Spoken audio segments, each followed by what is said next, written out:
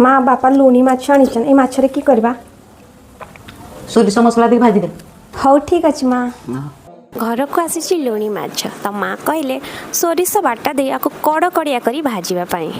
मु माछ को भल भारे पूरा सफा कर नहीं तो एबे मु एठी मसला नहीं सोरिष सुखिला लंका प्याज जीरा रसुण ए सब मसला को मु पेस्ट करी।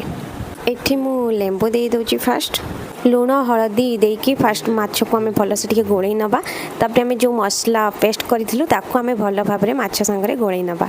आज मनरे गोटे कथा बारंबार आसूची से पिलादिनर माछ भजा जो मार हाथ रंधा स्वाद थिला से खरारे तेलरे छाणी होई जेतेबेले तार बास्ना पूरा घरे भरी जाउथिला सेतेबेले भोक आहुरी बढ़ी जाउथिला।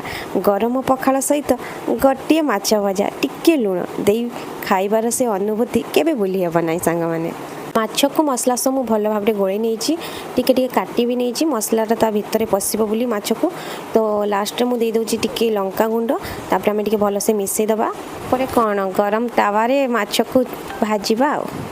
एमिति बेले बेले किछि मन पसंद खाइबा को इच्छा हुए आउ ओडिया पिलांको पई से मन पसंद खाद्य होउची माछ भजा।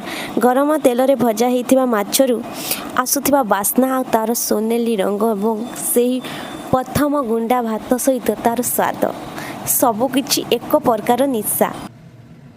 आज मन है किछि पुराना दिन कथा मन पकईबाको एबे आम माछ को पकेबा तो सी माछ ही भाजवा ना माछ लगी जेहेतु मसला दे भजा होची ए साइड हेल्ला परे आम आ गोटे साइड को उल्टे नबा समय हवापाई आम छाड़ीदबा माछ भजा को। एठी सबू माछ मु एका सांगरे दे देची गरम हवापाई तो जेहेतु गरम भात सह माछ भजा खिया हबो तो देखंतु आमर माछ भजा पूरा पूरी रेडी मसला दिया। तो ये माछ को लुणी माछ कहूँ तो ये लुणी माछर ना कौन मुझे जानी जदि जो मैंने भी जानी थे मत कमेंट निश्चिंत करेंगे।